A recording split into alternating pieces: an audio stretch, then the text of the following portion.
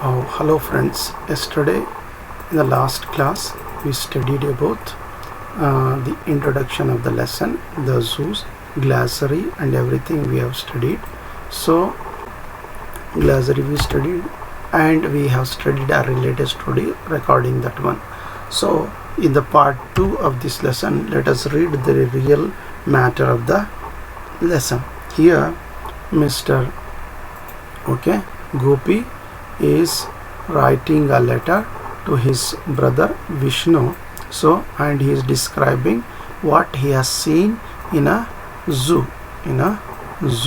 So here, I had promised you a letter, here it is. So what Mr. Gopi is telling means he had promised a letter to his brother Vishnu, so he is reminding Mr. Vishnu about the promise. So it is all about monkeys, elephants, camels, other beasts that I saw in a zoo.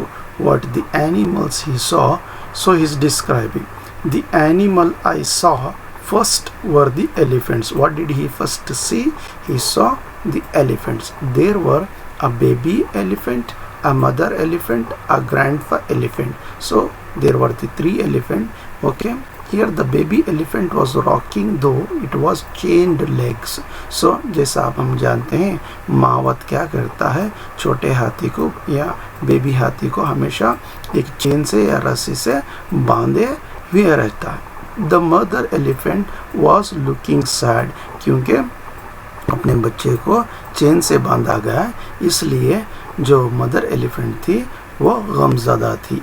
The grandpa elephant was saddled and girthed with his trapping. So saddle का माना हमने पढ़ा था. क्या आप उसे याद कर सकते हैं? Seat made of leather and girth का माना भी पढ़ा था. The strap which goes around middle of an elephant. So with his trapping, the keeper had unchained its leg.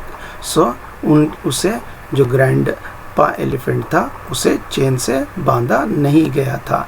तो उसके बैक के ऊपर जो हाथी था ना, उसके बैक के ऊपर चंद बच्चे बैठे हुए थे. कार्गो हियर द कीपर है and the elephant was moving about with a cargo of excited children on it's back. तो बच्चे उसके पीठ पर बैठे हुए थे.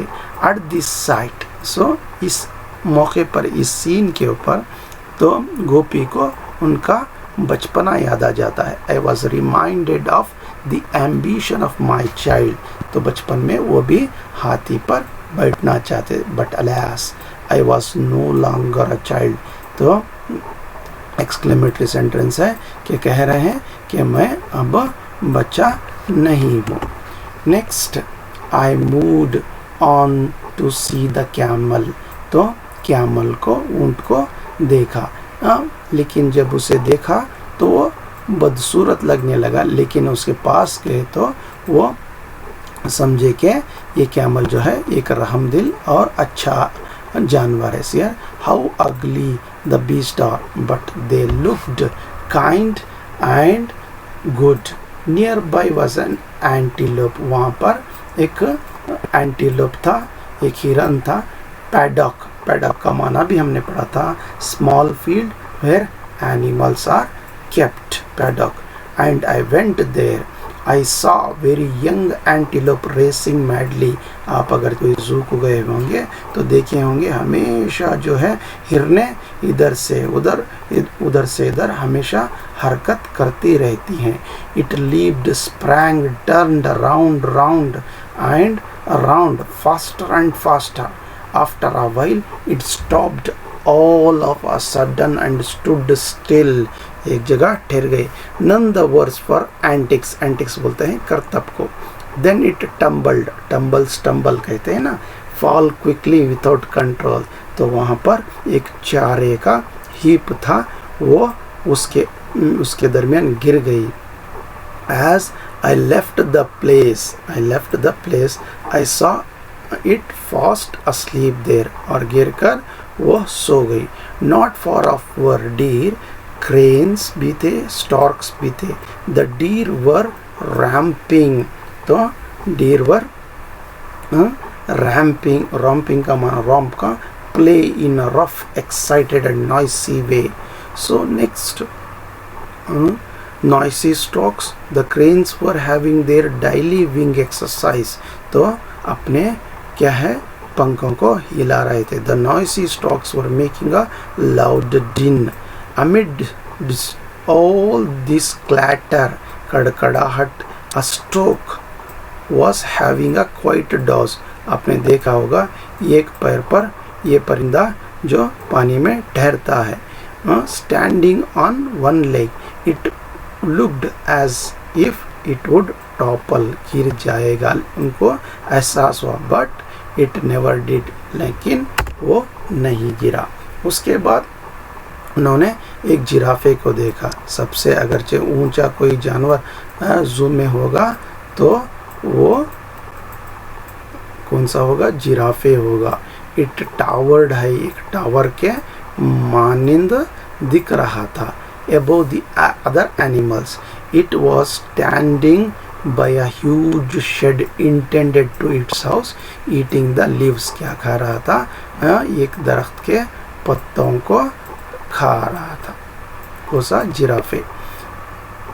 What a strange creature. क्या अजीब अल्लाह की मखलूक है. देर वर लायंस भी थे, टाइगर्स थे, पोलर बेर्स थे, मंकीज थे और दूसरे जानवर भी थे. उसी के साथ साथ पैरट्स, स्नो वाइट कैक्टस एक ऑस्ट्रेलियन तोता है, एंड फनी डक्स भी थे ग्लाइडिंग अक्रॉस द पॉन्ड. तो क्या है ऐसा ग्लाइडिंग बोले तो फिसलना, स्लाइडिंग बोलते ना हमें. So across the pond. और क्या करें? I would like to discuss the need for maintaining a जू.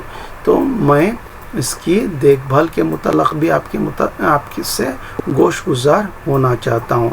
अगरचे आप कोई जू को जाएं, ये अगरचे वहाँ पर कोई जानवर है तो वहाँ पर एक बोर्ड लगा हुआ रहता है कि इस जानवर को इस शख्स ने, फलाने शख्स ने अडॉप्ट किया है.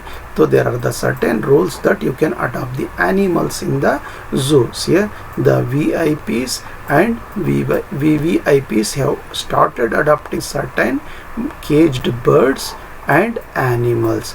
I have a dilemma in my mind. तो वो कह रहे हैं मेरे दिमाग में चंद डाउट्स हैं इसके मुताल्लिक़.